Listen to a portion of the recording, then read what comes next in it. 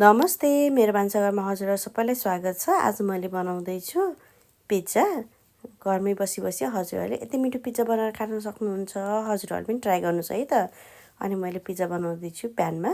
हजुरहरूसँग oven छैन भने पनि सजिलै बनाउन सक्नुहुन्छ। सुरु गरौँ। अब डोबाट सुरु मैले 1 कप मनतातो पानी लिएकी छु। त्यसमा आधा चम्चा जति चिनी अनि एउटा ठुलो चम्चाको 1 चम्चा इस्ट लिएकी छु। मैले चाहिँ इन्स्ट्यान्ट इस्ट लिएकी छु। अब यो सबै घोलिसकेपछि 10 मिनटको लागि यतिकै छोडिदिने। अब 10 मिनट पछाडि हेर्दाखेरि यस्तो फोमी मिक्सर भएको छ। यसको मतलब यो इस्ट एक्टिभेट भइसकेको छ। अब यसमा पिठो राख्ने। मैले चाहिँ लगभग 3 कप पिठो राखेकी छु। अब यसलाई राम्रोसँग मिक्स गर्ने। हामीले यसलाई मुस्नु पर्दैन रोटीको आटा जस्तो, जस्ट मिक्स गर्ने मात्रै हो। हेर्नुहोस् त एकदमै गिलो खालको मुस्नुपर्छ यसरी। हजुरहरूलाई म्यानेज गर्न एकदम गाह्रो हुन्छ भने यसमा अझै थोरै पिठो थपेर हल्का सारो गराउन सक्नुहुन्छ, तर धेरै सारो गराउनु हुँदैन। अब यसमा 1 चम्चा जति तेल लिएर मैले यसरी मिक्स गरेर यसलाई छोपेर लगभग 2 घन्टाको लागि छोडिदिएकी छु। जबसम्म यो पिठो डबल साइजको हुँदैन तबसम्म यसलाई यतिकै ढाकेर अलि तातो ठाउँमा छोडिदिनुपर्छ।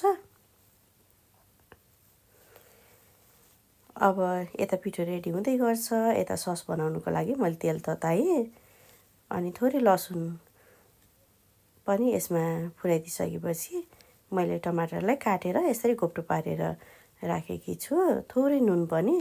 यसरी राख्दाखेरि टमाटरको छिल्का सजिलै निस्किन्छ। छोपेर 5 मिनट पकाएपछि यसरी यो बोक्रा मजाले निस्किन्छ। अब यो सबै बोक्राहरू फाल्ने। फालिसकेपछि यसलाई राम्रोसँग मिक्स गर्नुपर्छ। मैले चाहिँ फोर्कको सहायताले मिक्स गरेकी छु। हजुरहरूले पोट्याटो म्यासर अथवा खलमा पनि पिस्न सक्नुहुन्छ। हजुरहरूले सकेसम्म मिक्सरमा चाहिँ नपिस्दाखेरि हुन्छ, किनकि यसले त्यति राम्रो कलर दिँदैन। मैले थोरै आधा चम्चा जति अरिगानो पनि राखेँ। हजुरहरूसँग अरिगानो छैन भने बेजल लिप्स राख्दाखेरि पनि हुन्छ। अनि स्विटनेसको लागि मैले आधा चम्चा चिनी राखेँ। हल्का पकाएपछि यो सस पनि रेडी भयो। ससलाई साइडमा राख्ने। मैले यो पिज्जामा चिकन राख्न थालेको भएर चिकन रेडी गर्दैछु। मैले मसिनो पारेर काटेको चिकनमा लसुन अदुवा, नुन, जिरा धनियाँको पाउडर, दही अनि थोरै बेसार राखेर राम्रोसँग मोलेँ। हजुरहरूलाई कति सानो ठुलो टुक्रा मनपर्छ पिज्जामा त्यही अनुसार लिन सक्नुहुन्छ। अब उता प्यानमा थोरै तेल तताएर यसलाई राम्रोसँग 2-3 मिनट यसरी सटे गर्नुपर्छ। यो ब्रेस्ट पिस भएको भएर यसलाई पाक्न कति पनि टाइम लाग्दैन। लगभग 2 मिनटमा मेरो रेडी भइसकेको थियो। अब यो रेडी भइसकेको छ। यसलाई अब एउटा प्लेटमा राखेर साइड लगाइदिने। हाम्रो पिठो पनि रेडी भइसक्यो 2 घन्टामा। अब यसरी खोलेर हेर्दाखेरि हेर्नुहोस् त साइज पुरै फर्मेन्ट भएर साइज पनि डबल भइसकेको छ। अब यसको हावा सबै पन्च गर्ने यसरी। मेरो पिठो चाहिँ एकदमै गिलो भएको छ। हजुरहरूले पहिलोपटक बनाउनु लाग्दै हुनुहुन्छ भने यो गिलो पिठो म्यानेज गर्न एकदमै गाह्रो हुन्छ। त्यही भएर हल्का सारो पनि गराउन सक्नुहुन्छ। धेरै सारो होइन, हल्का मात्रै। यसरी काउन्टर टप सफा गरेर पिठो मजाले छर्किने। अनि त्यसमा हामीले रेडी गरेको पिठो राख्नुपर्छ। एकैछिन यसमा हल्का म्यानेज गर्न लायकको बनाउनुपर्छ पिठोलाई। त्यतिको गिलोमा चाहिँ हातमा एकदमै चप्किन्छ। त्यही भएर हल्का पिठोमा डस्टिङ गर्नुपर्छ यसरी। धेरै माड्नु चाहिँ हुँदैन यसलाई। यतिको भइसकेपछि आफूलाई कति ठुलो पोर्सन चाहिन्छ त्यति पोर्सन लिने। हजुरहरूसँग कति ठुलो प्यान छ त्यही अनुसारको। अब यसलाई पिज्जाको बेसको सेप दिनुपर्छ। नर्मली पिज्जालाई बेल्नुभन्दा हातले नै यसरी गराइन्छ। एक्स्ट्रा लागेको पिठोहरू चाहिँ प्यानमा राख्दाखेरि यसरी हातले हटाउन सकिन्छ। अब मैले प्यानमा राखेँ। प्यानमा राखिसकेपछि पनि यो मैदा श्रिङ्क हुने भएको भएर अलि सानो हुनसक्छ, त्यही भएर यसरी हातले सेप दिन सकिन्छ। अनि भुक्क नफुलोस् भनेर यसरी काँटाको सहायताले बिचबिचमा प्वाल पनि पार्ने।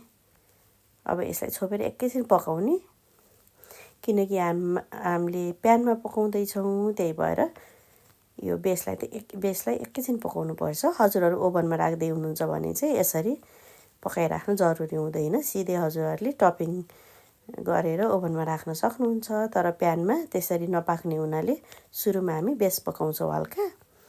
अब बेस दुईतिरै हल्का पाकिसकेपछि जुन हामीले यसरी हातले सेप्दिएको थियो त्यो साइड माथि नै हुनुपर्छ। त्यो साइडमा चाहिँ हामीले पिज्जा सस लगाउँछु सुरुमा।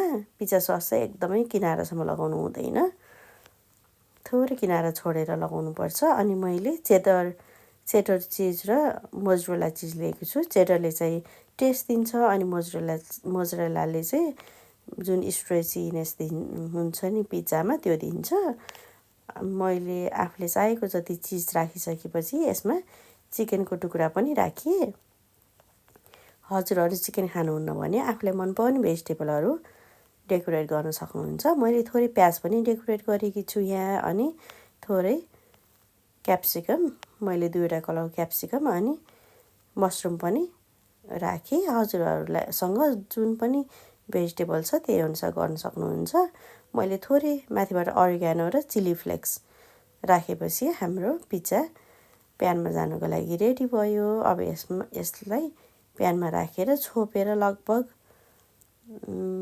मैले 7 देखि 10 मिनटसम्म राखेकी छु।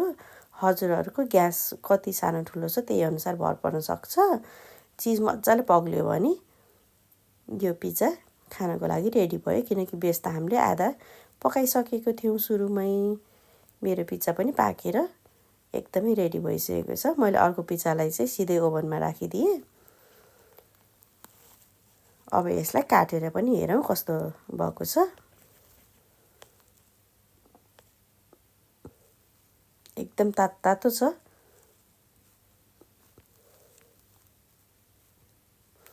अब यसलाई यस्तो राम्रो देखिएको छ